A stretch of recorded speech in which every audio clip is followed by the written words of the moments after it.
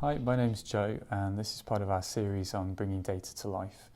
Last time we looked at getting the most out of your graphs and now we'll talk about infographic design. We'll be building on principles in the last video, so it's worth watching that one first if you haven't already. So what is an infographic? Well, at NRS we define an infographic as a self-contained visual story. So the idea is that it's something that's quick and easy to understand. We make an infographic for each of our main statistical publications. So it appears at the beginning of each publication and it's designed to be able to be understood on its own. So if somebody doesn't read the whole publication, they can get a short overview of the stats publication from this infographic. This is another kind of style of infographic that we make. It's a booklet that we do every year and it summarises the population of Scotland. So it's designed to be approachable, visually appealing, and the idea is that it will hook people into reading more. So what makes a successful infographic?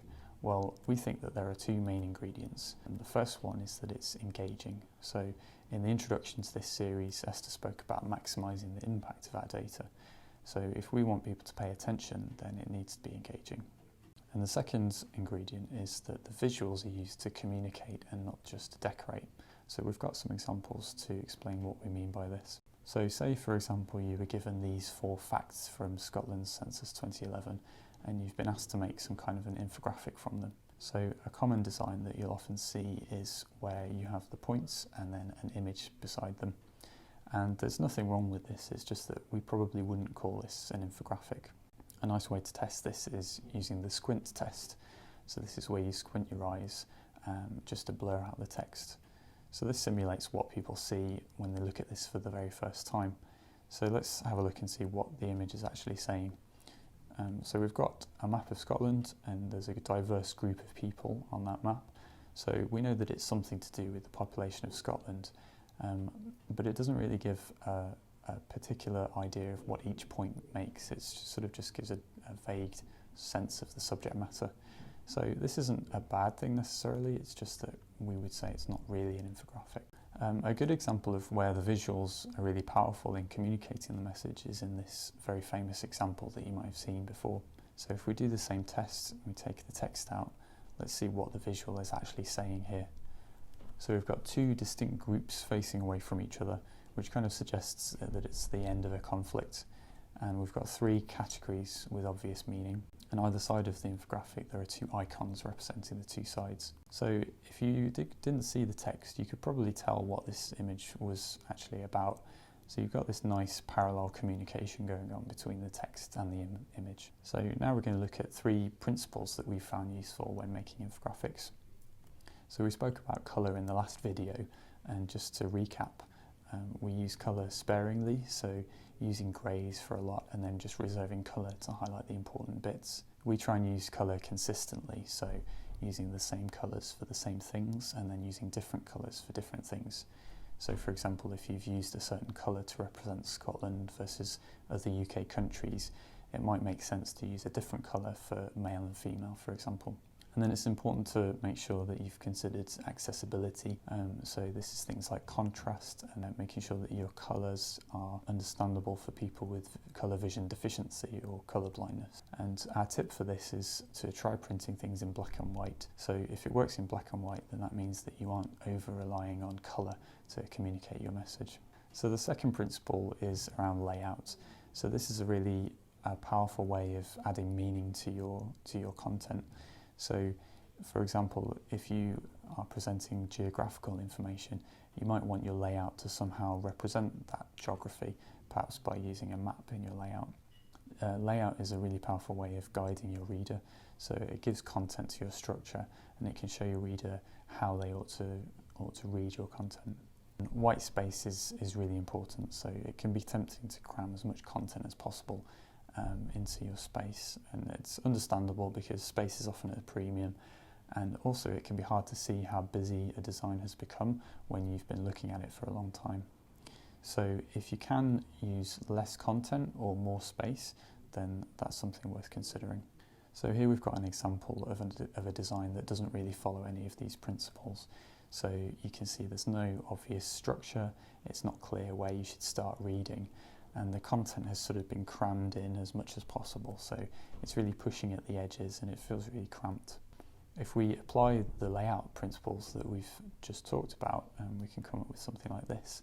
So we've decided to expand the content over 2 pages, and we've broken things up into rows and columns to give it some more structure.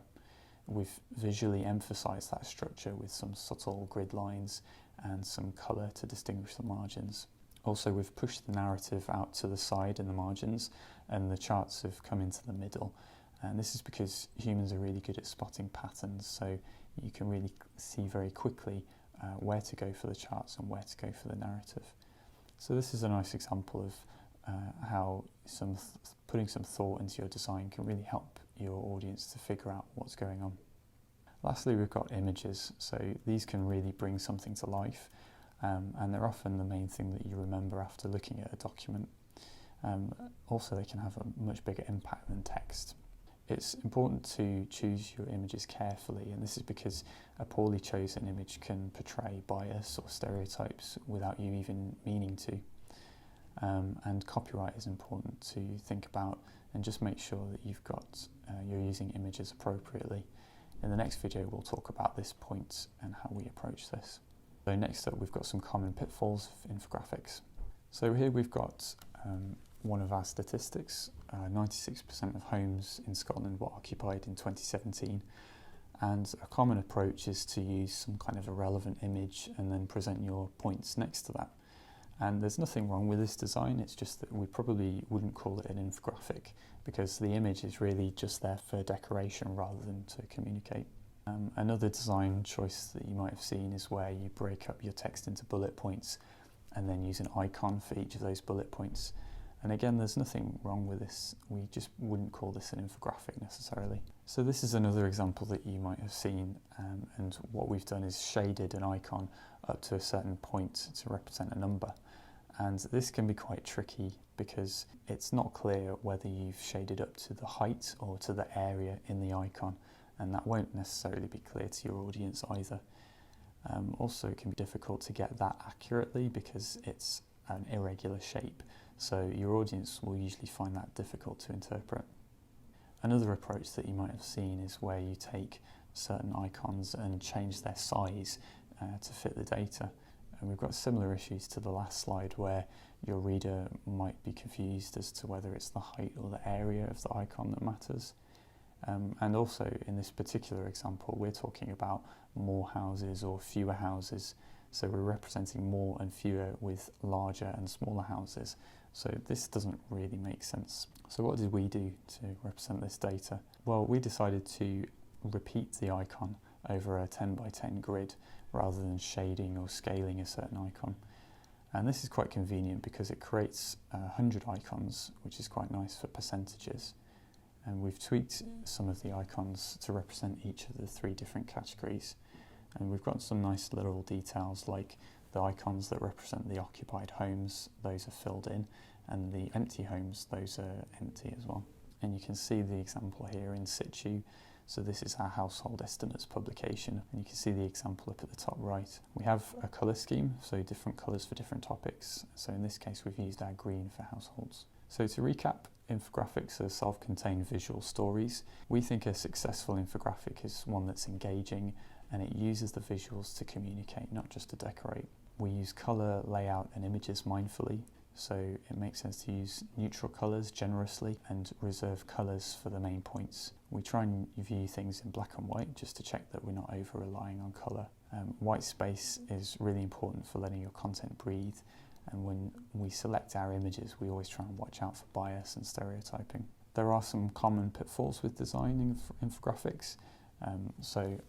Adding an image to text doesn't necessarily just make an infographic automatically, and we usually try and avoid things like shading and scaling single icons just because there's a lot that can go wrong with this. Instead, we try and repeat icons. So that was infographic design, and this is part of our series on bringing data to life.